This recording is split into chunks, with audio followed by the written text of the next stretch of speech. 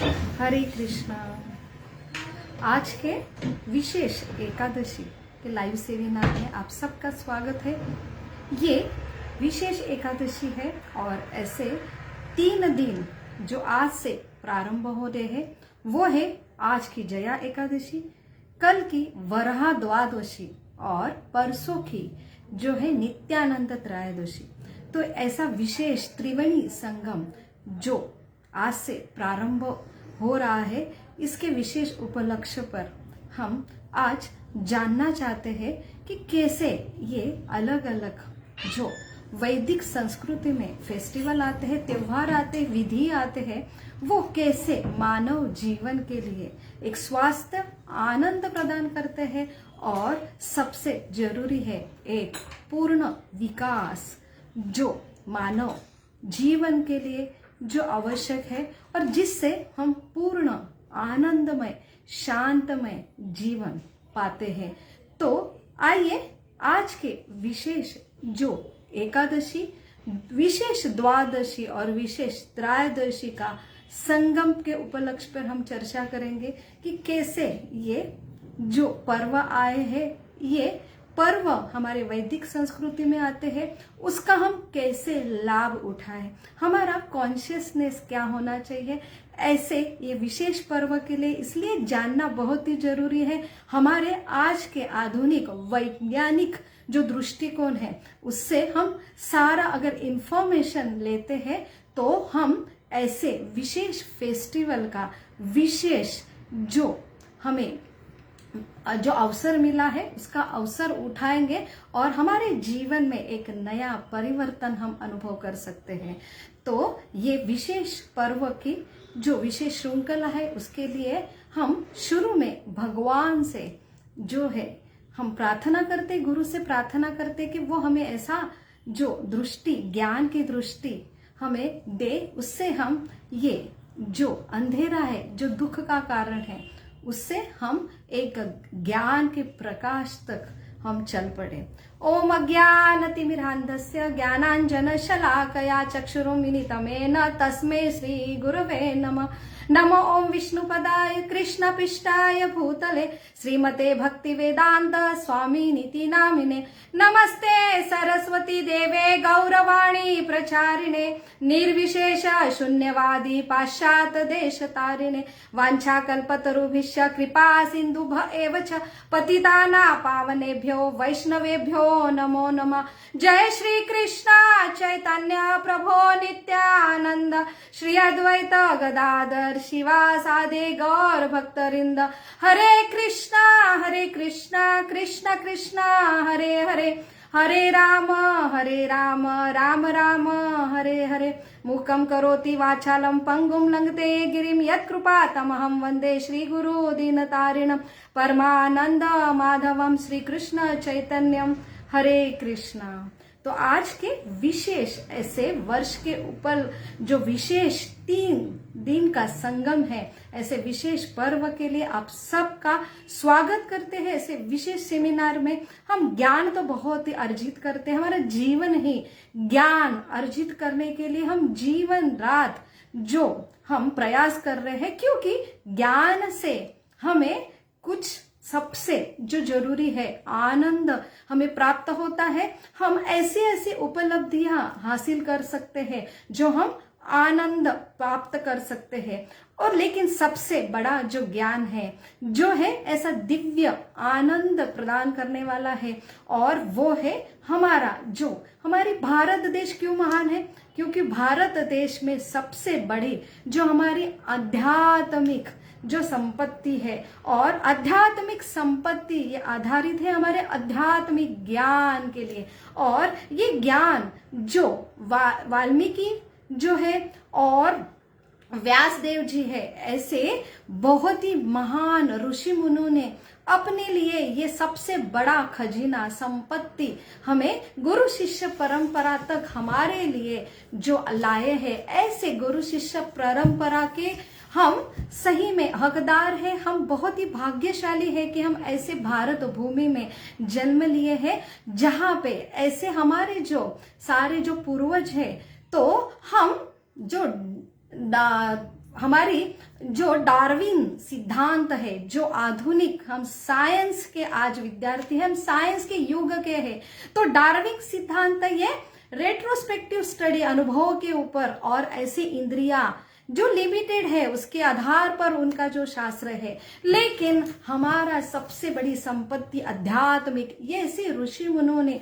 सालों सालों तपस्या करके, और ये जो हमारे 5 ज्ञानेंद्रिय है उससे परे, जो मन बुद्धि अहंकार जो सूक्ष्म है उससे परे, और एक सूक्ष्म तत्व है आत्मा परमात्मा, और ऐसे सूक्ष्म और सूक्ष्म तत्व तक उन्होंने अपनी दिव्य तपस्या करके ऐसा ज्ञान हासिल किया, और वो हमारे गुरु शिष्य परंपरा द्वारा हमें हासिल हुआ है। भागवतम और श्रीमद् भगवत गीता ऐसे ग्रंथ, ये सबसे बड़ा हमारा खजीना है।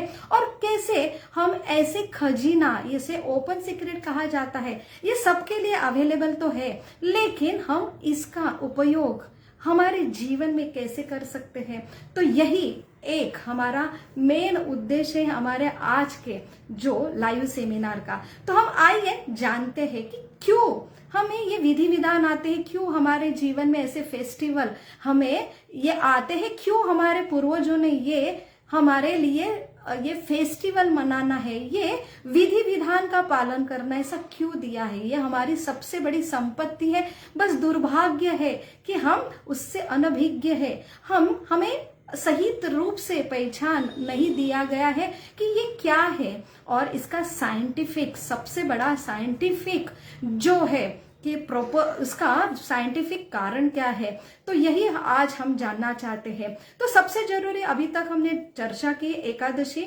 और ये सबसे बड़ा जो फर्स्ट हमारे लिए लाभदायक रहता है कि ऐसे विधि विधान पालन करने पर सबसे बड़ा जो मोह है उससे हमें मुक्ति मिलती है। तो मोह क्या है, सम्मोहन क्या है, हम सब जानते हैं कि हमें कभी कभी सम्मोहित किया जाता है। तो सम्मोहित, हम स्वप्न भी हम देखते हैं कि हम नींद में रहते हैं, तो वो रियलिटी नहीं है, हम सम्मोहित हो जाते हैं, लेकिन रियलिटी वो नहीं रहती है। ऐसे बहुत सारे जो एनेस्थीसिया दिया जाता है, तो सम्मोहन करने वाले इंजेक्शन डाले जाते हैं और कुछ देर तक जो रुग्णों को है बेहोश किया जाता है।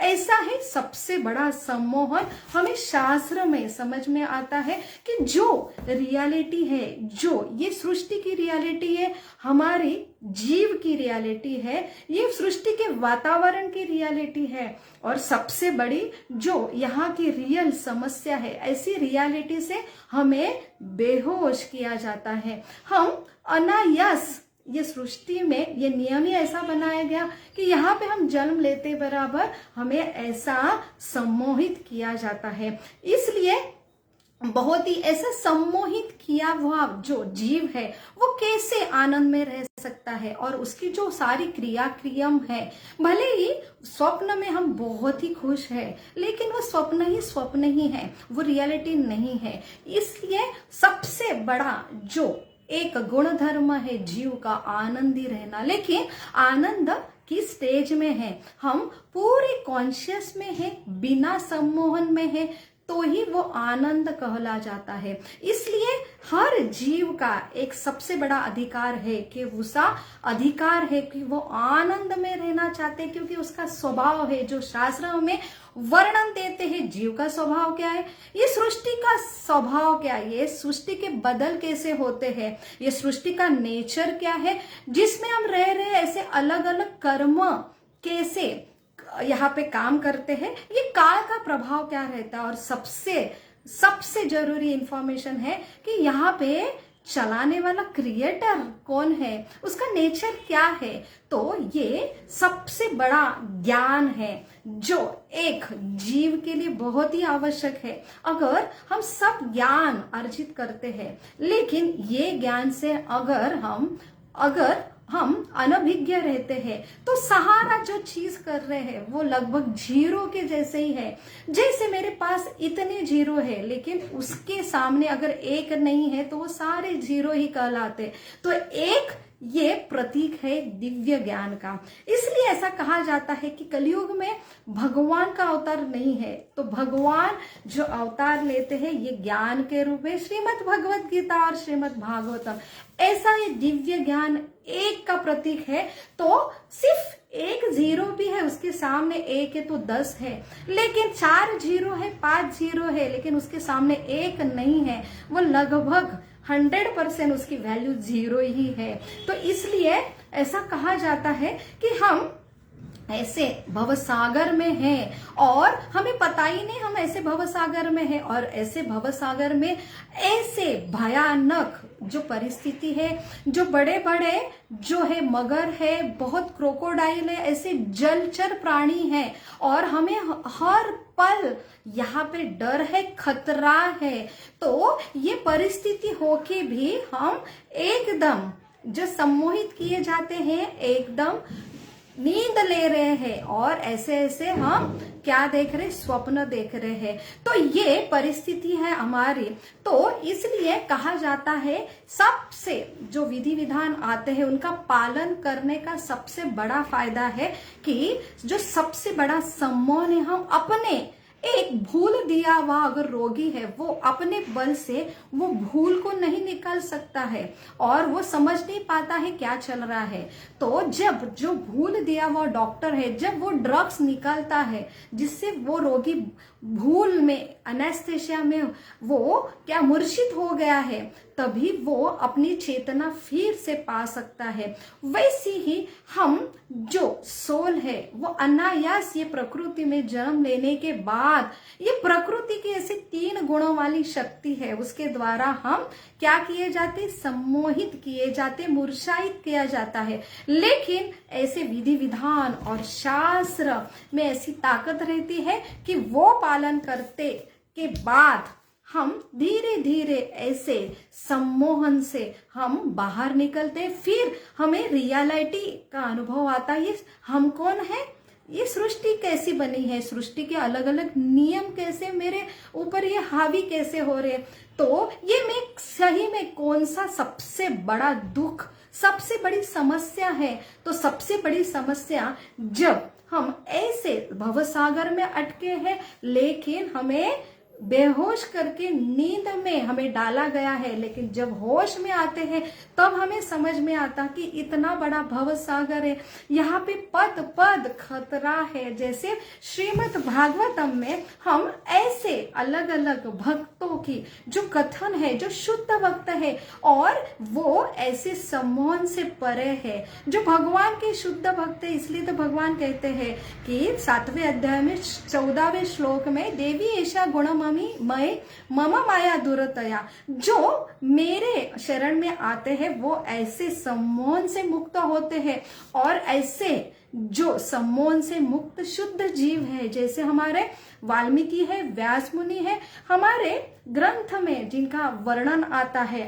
ऐसे शुद्ध भक्त है जो कुंती महारानी है, वो हमें ये जो कथन देते हैं, जिसमें हमें समझता है कि ये जीवन का असली स्वरूप क्या है। तो एक बेहोश इंसान दूसरे बेहोश को क्या सही ज्ञान देगा। इसलिए जो सही में होश में है और उसके द्वारा हम ये सही ज्ञान देते हैं, लेते हैं, तभी वो सही ज्ञान समझा सकता है, और जो ये भवसागर से परे है वही हमको ये भवसागर से पार करने में मदद करता है।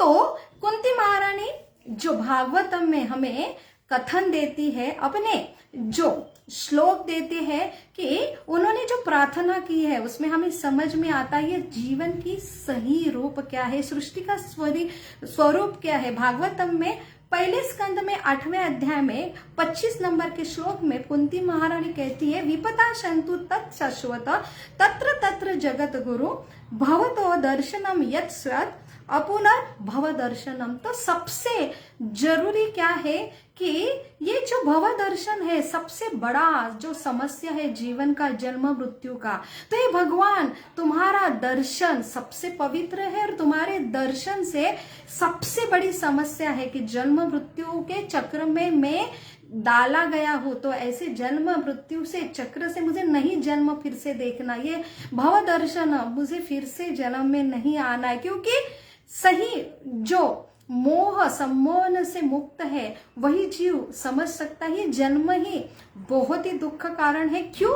क्योंकि जन्म आनंद का है, लेकिन कहाँ, ये भौतिक जगत में जो जन्म है बहुत ही दुख का कारण है, क्योंकि इसमें हम जन्म के बाद जो है कि हम अनायास जो अलग अलग व्याधि है उसका शिकार होते हैं, अलग अलग जो जीवन का समस्या है, बूढ़ापा है और अल्टीमेटली मृत्यु है। ये कंपलसरी एक चीज के बाद तीन चीज हमें फ्री मिलती है। जो तीन क्लेश है, आध्यात्मिक क्लेश है, आदि भौतिक क्लेश है, आदि दैविक क्लेश है, तो ये सारे प्रकृति के जो प्रकोप है, जो बदलती, जो प्रकृति का स्वभाव हमें भगवत गीता में समझता है, जो दुखालय अशाश्वतम है। 8वें अध्याय में भगवान खुद इसका वर्णन देते हैं, दुखालय अशाश्वतम। और भगवान कहते हैं कि आ ब्रह्मा भुवना लोका, तो यहां से ब्रह्मा जी से लेके जो है कि ब्रह्मा जी का जो सबसे बड़ा, स्वर्ग से भी सबसे बड़ा जो लोक है, ऐसे सबसे ऊंचे लोक से आ ब्रह्मा भुवनो लोका पुनर्आवृतो न अर्जुन माम उपत्ते तो कौन्तेय पुनर्जन्म न विद्यते।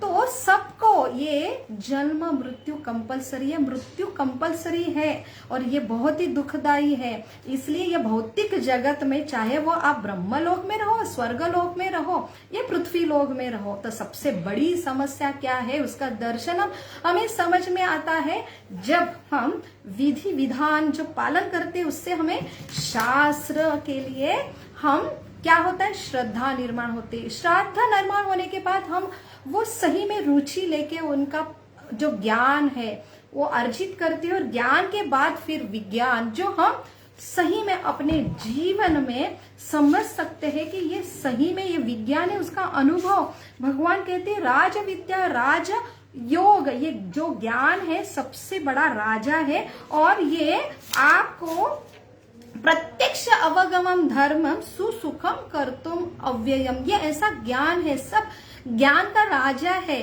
और राजगुह्य है और सब ज्ञान का राजा है। वो आपको प्रत्यक्ष अवगम जो विज्ञान है, जिसके लिए हम चाहते हैं कि हमें कुछ भी हो, जो हमें प्रूफ होना चाहिए ज्ञान से, जो है साइंस द्वारा। तो यहाँ पे श्लोक द्वारा हमें समझ सकता है कि प्रत्यक्ष अवगम आप खुद रियलाइज कर सकते हैं। बस उसके लिए जैसे साइंस के विद्यार्थी के लिए प्रथम हमें साइंस फील्ड के लिए 5वीं कक्षा, उसके बाद हमें साइंस फैकल्टी में स्टडी करना पड़ता है, उसके बाद और हमको साइंस जानना है तो हमें 11 साइंस में एडमिशन लेने के लिए इतने इतने परसेंटेज 10वीं में होना चाहिए।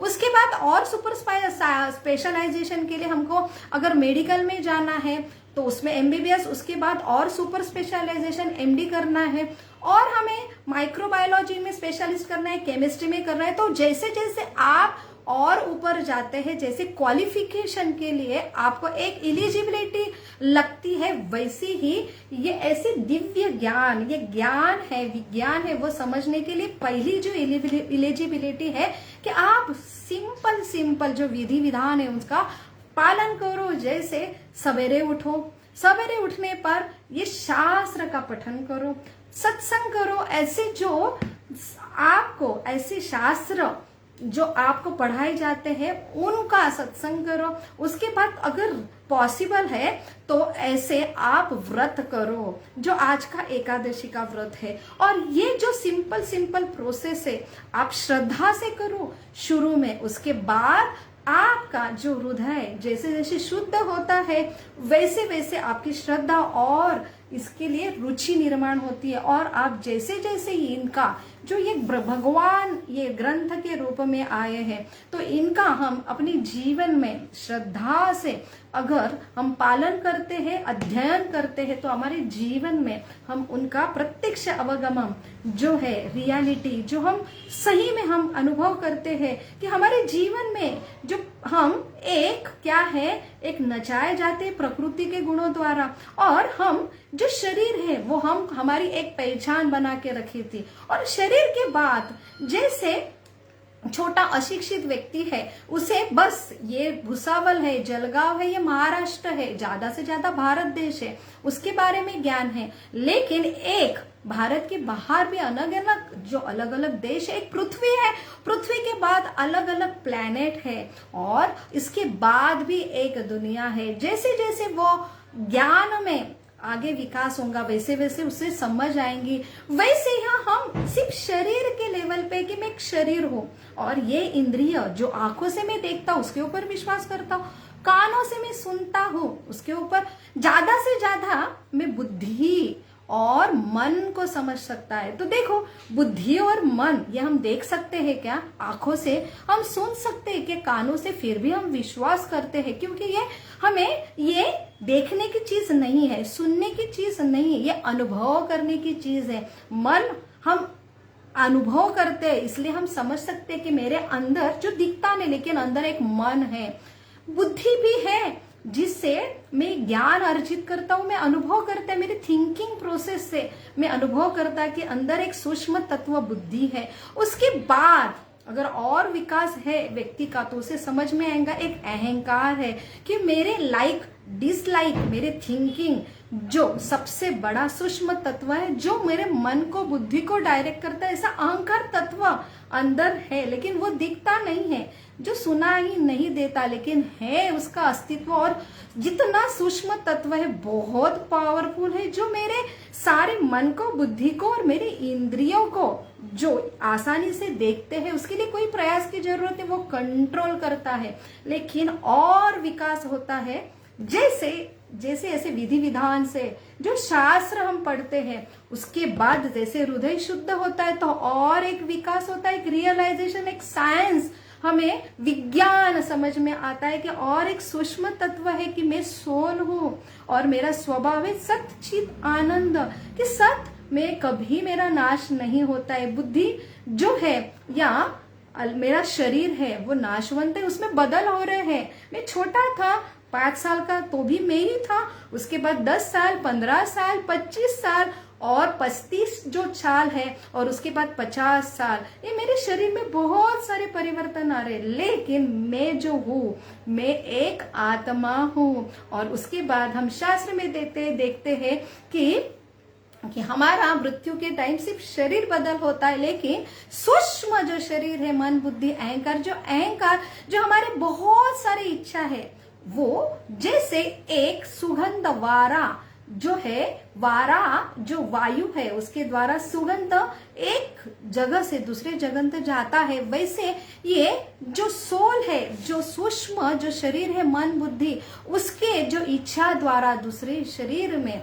क्या होता है, ट्रांसफर किया जाता है। तो उसके परे और जब और शुद्ध हो जाते हैं, तब हमें और एक सूक्ष्म तत्व की पहचान होती है, वो है सुपर सोल, जो है परमात्मा, जो अपने हृदय में ही बैठा है, लेकिन वो दिखता नहीं, जो हमें सुनाई नहीं देता। लेकिन जितने हम शुद्ध जो ऐसे विधि विधान का पालन करें, और ऐसे ये शुद्धता, जैसे शाकाहारी शुद्ध खाना है, जैसे शास्त्र में वर्णन आता है कि जैसे हम सारे विधि विधान का पालन करते हैं और हमारे जो मज्जा तंतु है ब्रेन में जो है एक्टिवेट होते हैं, जो सत्व गुण में हमें ऐसे ज्ञान का उगम देते हैं, वहां पे हम एक ज्ञान, उसके बाद एक विज्ञान हमारे खुला होता है, और हम महसूस कर सकते हैं कि हमारे अंदर ये सूक्ष्म तत्व है। और क्या है सुपर सोल, परमात्मा क्या है, भगवान तत्व क्या है।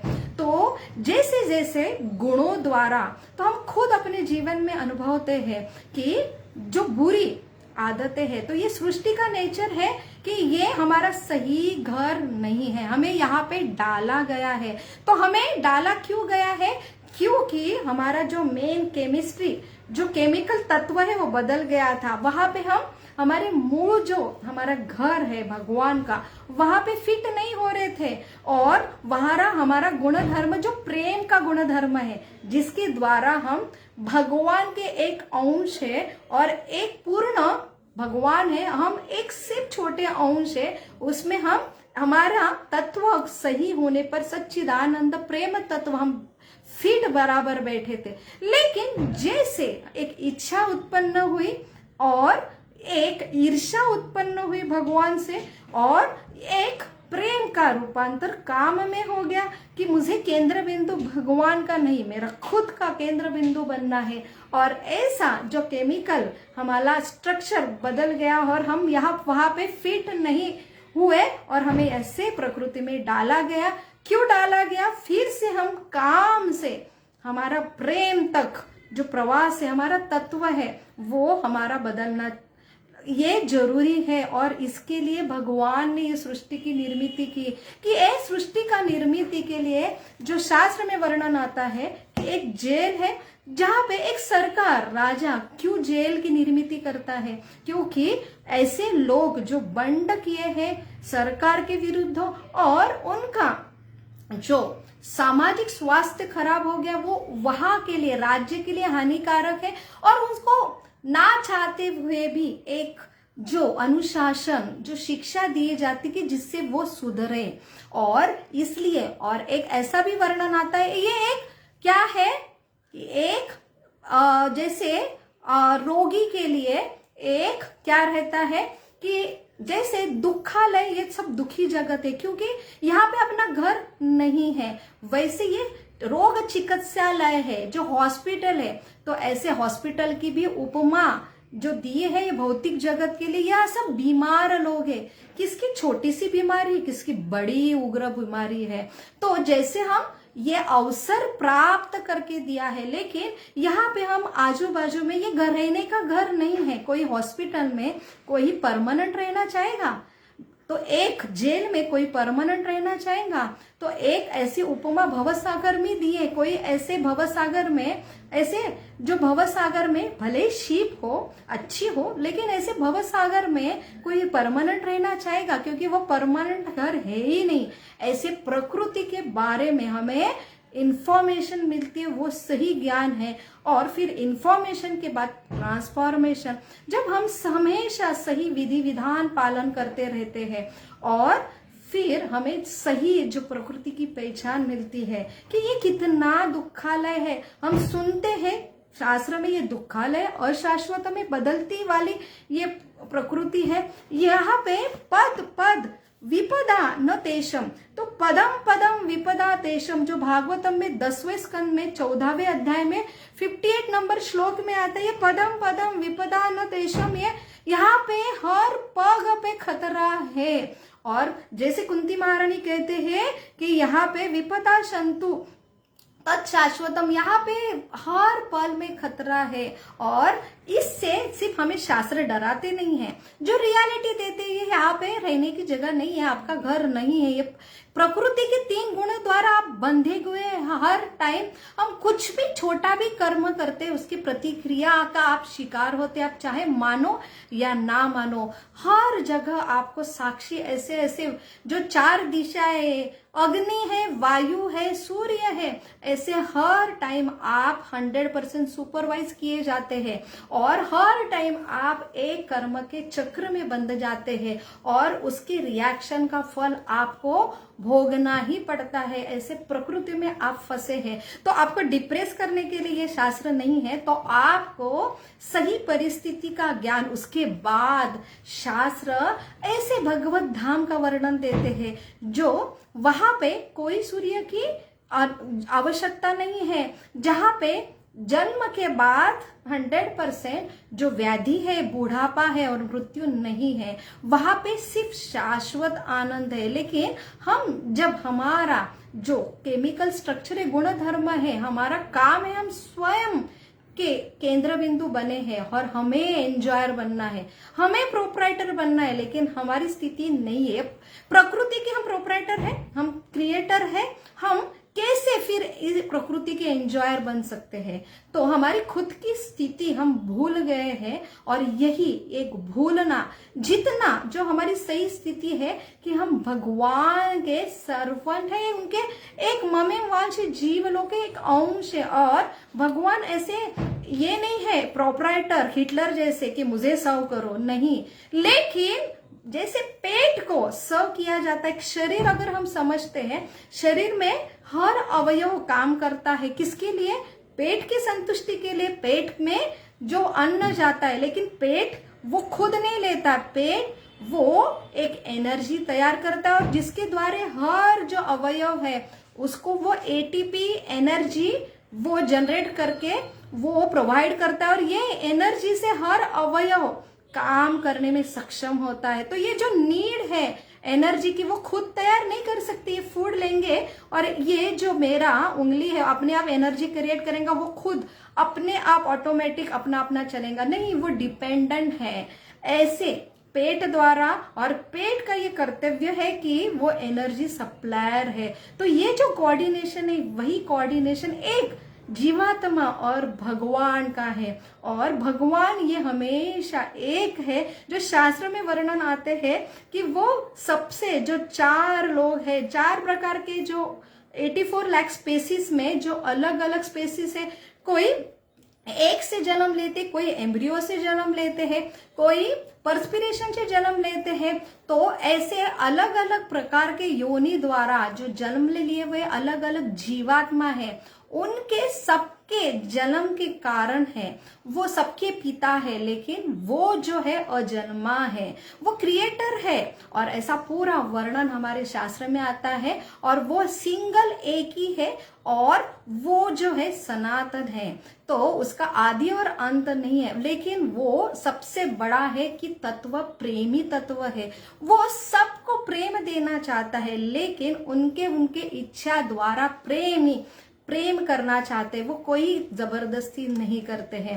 तो यही हमें सार मिलता है, जो हम जैसे विधि विधान का पालन करते हैं, वैसे वैसे हमें ये सही ज्ञान, जो हम ये दुनिया में आए, हमने बहुत ही साइंस पढ़ लिया है, बहुत फिजिक्स केमिस्ट्री, हम बहुत ही अलग अलग जो न्यू गैजेट्स है उसमें हम बहुत ही आधुनिक हम हो रहे हैं, हमें बहुत ही रिसर्च चल रहा है, लेकिन सबसे बड़ा जो रिसर्च है कि ये भवसागर है और इसको पार करना है, वो सबसे बड़ा जो रिसर्च है हमारे लिए, वो सबसे बड़ा ज्ञान है, वो हमें हासिल होता है जब ऐसे विधि विधान का हम पालन करते हैं। तो आज जया एकादशी है, और आज का जो तिथि है माघ, जो फाल्गुन महीने की शुक्ल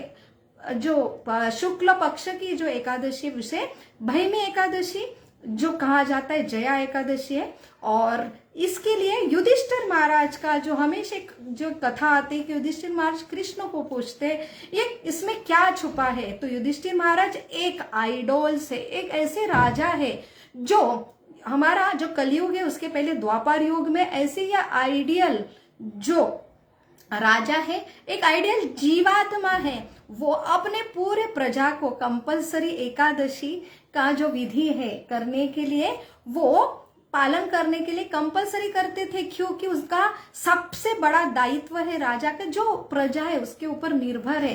तो सबसे बड़ा रोल जो है कि जन्म मृत्यु से उनका उद्धार करना। तो हमको लगता है कि मृत्यु की बात किसने देखा है, लेकिन इस जन्म में जैसे हम विधि विधान का पालन करते हैं, हमारे हृदय में जो काम क्रोध लोभ मद मत्सर है और ये अज्ञान की वजह से ज्यादा है, और हम इससे ये ज्ञान से बहुत ही दूर रहते हैं, इसलिए हमारे जीवन में सारी उपलब्धियां बहुत मेहनत कर रहे हैं, लेकिन जो गुण है हमारे, जिससे हमें शांति आनंद मिलता है, जो हम सब जीवों के लिए प्रेम हमें हृदय में आता है, किसका सबके बारे में हमारा द्वेष नष्ट होता है, सबके बारे में हमारी करुणा दया उत्पन्न होती है, सबके प्रति सेवा भाव उत्पन्न होता है।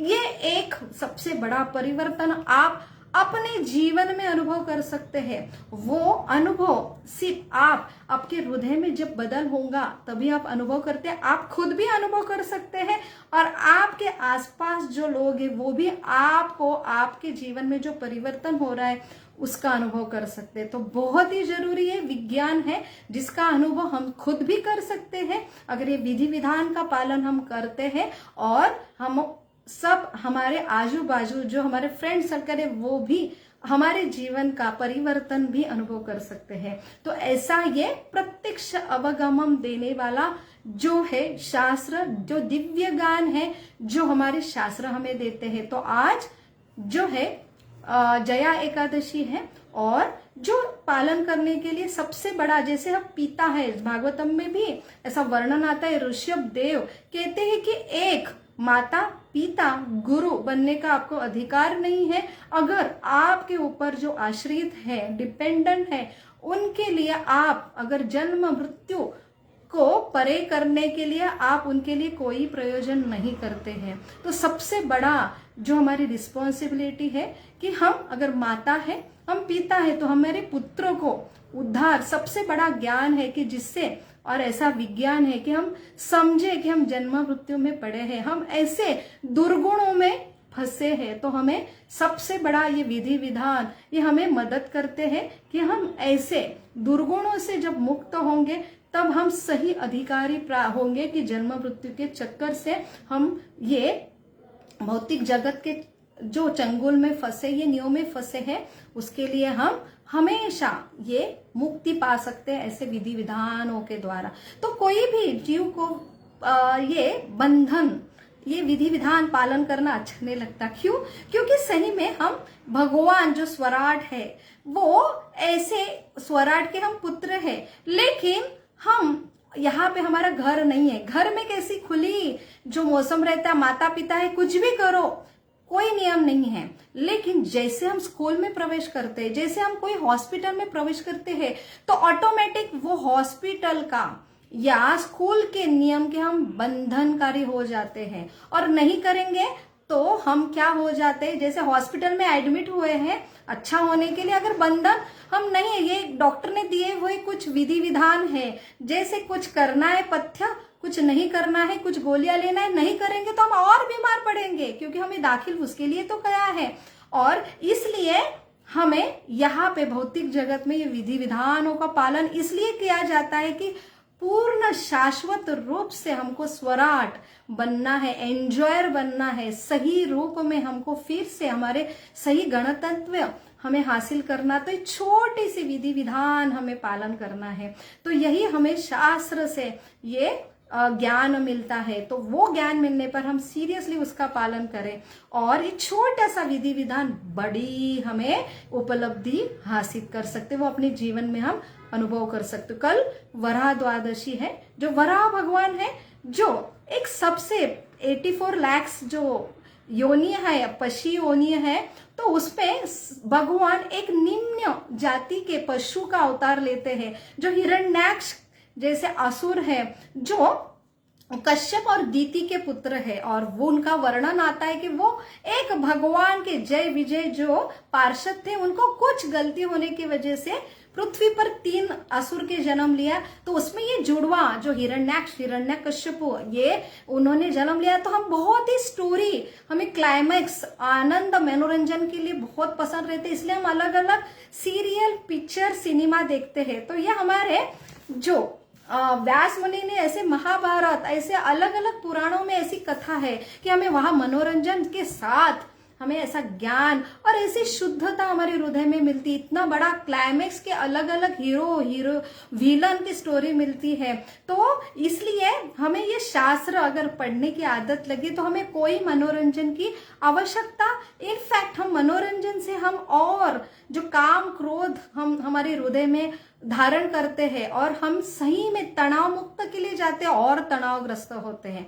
और लेकिन शास्त्र में हमें मनोरंजन के साथ हमारा हृदय शुद्ध होता है और एक पूरा जो तनाव रहित जीवन, आनंदमय जीवन, शाश्वत जीवन में हम खुद परिवर्तन देख सकते हैं। तो ऐसे हिरण्याक्ष, हिरण्यकश्यप जुड़वा जो है, लेकिन उन्होंने उत्पात करके रखा था। ऐसे हिरण्याक्ष ने पृथ्वी को सागर में डुबा दिया था, और वराह जो भगवान है, जो विष्णु है, उन्होंने, क्योंकि सारे देव देवता त्रस्त हो गए थे, ब्रह्मा जी के पास गए। जो ब्रह्मा जी ये भौतिक जगत के आदि पुरुष है, और वो भगवान के पास जाते हैं और भगवान यहाँ पे वराह अवतार के रूप में आते हैं और पृथ्वी को जो है, जो हमारी माँ है, धरती माँ है, उनको निकालते हैं। और वहां पे हिरण्याक्ष बहुत प्रताड़ना करता है भगवान की और उसके बाद फिर भगवान है, उनको भावना है, इसलिए वो रिएक्ट करते हैं और उसके बाद दोनों का घमासान युद्ध होता है। और वराह अवतार जो भगवान आए ऐसे उत्पात मचाने वाले,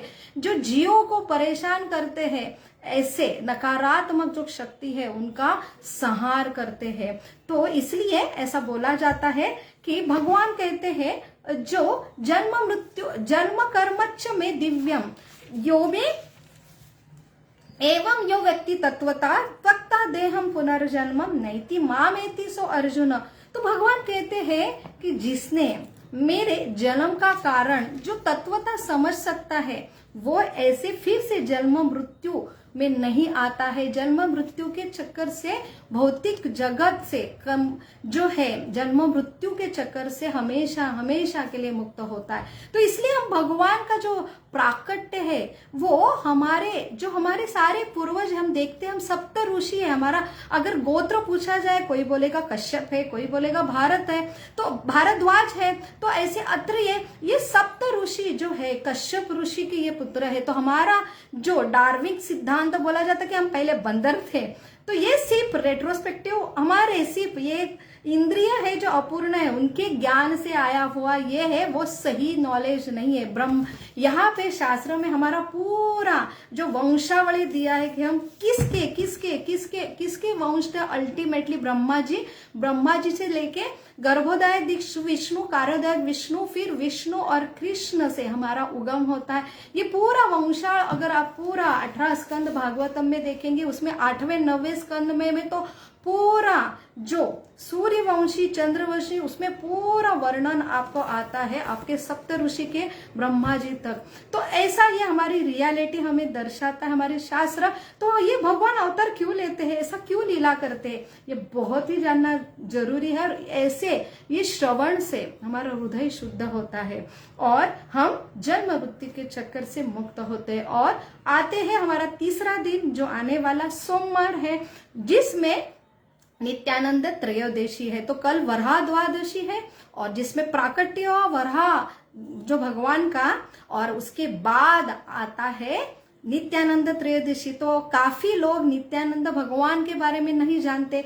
तो ये कलयुग में जो भगवान आए हैं वो बलराम जी है, जो कृष्ण बलराम द्वापर युग में आते हैं। तो भगवान हर अवतार लेते हैं, एक जो यदा यदा ही धर्म से दुष्टों को नाश करने के लिए, भक्तों का जो है कि भक्तों के लिए आते हैं और ऐसे भक्तों की मुक्ति के लिए आते हैं, भक्तों को आनंद प्रदान करने के लिए आते हैं और धर्म की स्थापना करने के लिए आते हैं। वैसे ही ये बलराम जी गुरु तत्व नित्यानंद प्रभु के रूप में 500 साल, सिर्फ 500 साल पहले, ये लगभग 1400 ईस्वी सन 1400 साल में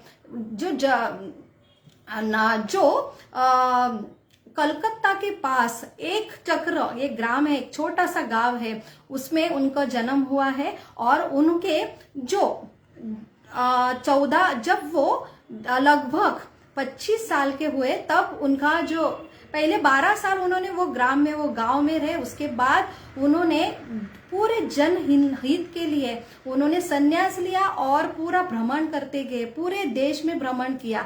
और जब वो 25 साल के थे तब उनका जो मिलन हुआ, उनकी जो भेंट हुई जो चैतन्य महाप्रभु से, जो स्वयं कृष्ण है। लेकिन ये कृष्ण और बलराम जो चैतन्य महाप्रभु और नित्यानंद प्रभु के रूप में आए हैं, जो भगवान चैतन्य महाप्रभु नवद्वीप में मायापुर में उन्होंने जन्म लिया।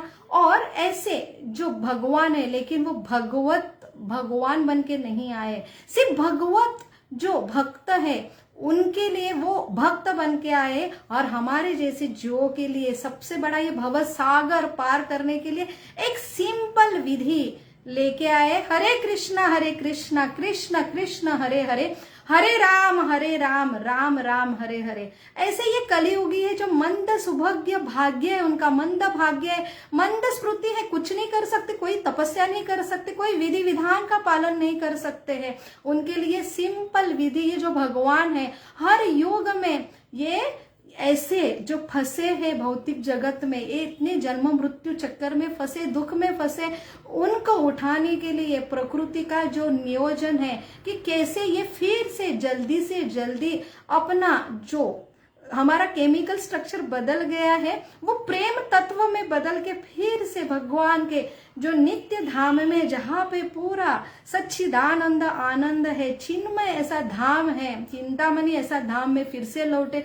इसलिए हर योग में अलग अलग अवतार होके भगवान प्रकटते, और यहाँ पे कलयुग में ये जो है भगवान भक्त के रूप में आए। उन्होंने ऐसा उदाहरण स्थापित किया कि कैसे भक्ति करे, जो सबसे आसान मार्ग है, जो एक कलियुगी जीव आसानी से कर सकते हैं, और वो है सिर्फ मंत्र जाप करना और शास्त्र पठन करना है और भगवान का नाम लेना है, और यही मनन चिंतन करना है। मन मना मद भक्तो मद्याजी मां नमस्करो, बहुत सिंपल विधि है जो मेडिटेशन की विधि है, नाम जप द्वारा। तो ऐसे हरि नाम का प्रचार श्री नित्यानंद प्रभु ने, जो आनंद के तत्व है, जो बलराम जी है वही लक्ष्मण जी है और वही अनंत शेष है, वो गुरु तत्व में आते हैं और सबको ये जो सबसे आसान विधि है उसके वो प्रचार करने हेतु तो यहाँ पे जन्म लेते हैं। ऐसे ही नित्यानंद प्रभु का जो है सोमवार को आविर्भाव जन्म तिथि है। तो ऐसे ये नित्यानंद प्रभु जो बहुत ही सिंपल विधि देते हैं, जैसे एग्जाम पास करने के लिए इतना कठिन जो परिश्रम करना पड़ता है कि विद्यार्थी को, और वैसे ये भवसागर से जन्म मृत्यु के लिए ये निकलने के लिए एक जीव को इतना कठिन प्रयास करना पड़ता है, जन्मों जन्मों का उसका जो प्रयास है। और ऐसे ये परीक्षा रूपी जो जन्म मृत्यु का भवसागर से निकालना का जो हमारा प्रवास है वो आसान करने के लिए, जैसे एक स्टूडेंट को बहुत ही परिश्रम करके वो पेपर लिखता है फिर पास होता है, लेकिन नित्यानंद प्रभु ऐसी भगवान का कृपालु आता है कि जब घर में जाते हैं और पेपर देते हैं, बोलते मैं पेपर लिखूंगा, आप सिर्फ साइन करो, ये आपका पेपर है और आपको मैं पास कर दूंगा, ये भवसागर से निकाला दूंगा, ये भगवान का वचन है, सिर्फ आपको ये साइन देना है। तो इसका अर्थ है हरे कृष्णा कृष्ण कृष्ण हरे हरे, हरे राम राम राम हरे हरे। जो अर्थ है प्रार्थना का कि भगवान मैं तेरा हूं, ये भगवान की शक्ति, दयालु शक्ति, मेरे में कोई प्रयास करने की और मैं शुद्ध विधि नहीं कर सकता, कोई नियम का पालन नहीं कर सकता, लेकिन मैं तुम्हारा हूं। हमें नहीं लगता है कि हम भगवान के अंदर हृदय में, हमारे हृदय में इतना प्रेम भी नहीं है, लेकिन सिर्फ नाटक तो करो, बोलो तो सही। ऐसे बोलते बोलते जैसे वाल्मीकि मरा करके राम करके वाल्मीकि ऋषि हो गए, वैसे ये हरि नाम में ताकत है, नाम न नाकारी बहुधा निज सर्वशक्ति, वो देने के लिए ये नित्यानंद प्रभु और चैतन्य महाप्रभु आए, और वो ऐसे पतित कलियुगी जीवों के लिए ये सबसे सिंपल विधि लेके आए। और हम इतने दुर्भागी है कि ऐसे नाम हम नहीं ले पाते, नाम में सीरियस नहीं है और नाम के प्रति रुचि भी नहीं उत्पन्न करते। तो ये सिंपल विधि देने के लिए नित्यानंद प्रभु जी आए हैं, जिन्होंने जदाई मधाई जैसे खूंखार जो अभी 400-500 साल, लगभग 1502 साल में भगवान नित्यानंद प्रभु का और चैतन्य महाप्रभु के जो भेंट हुई थी, तो ये अभी भी 500 साल पहले उन्होंने पूरा भारत भ्रमण किया था, और ऐसे ऐसे खूंखार जो द्वेषी जो ऐसे लोगों का उद्धार किया, जिसमें जदाई मदाई का वर्णन आता है। तो ऐसे ही हृदय में हमारे भी जदाई मदाई छुपे हैं, लेकिन हम पहचान भी नहीं सकते और निकाल भी नहीं सकते, लेकिन सिंपल सिर्फ भगवान का नाम लेके हमारे हृदय में जो असुर, जो बुरी नकारात्मक शक्ति है, उनको हम निकाल सकते हैं भगवान के हरिनाम द्वारा। तो बहुत बहुत धन्यवाद। हरे कृष्णा कृष्णा कृष्णा हरे हरे, हरे राम राम राम हरे हरे। आप सबको जया एकादशी, कल की वराह द्वादशी और परसों की नित्यानंद त्रयोदशी की लाख लाख शुभकामना। हरे कृष्णा।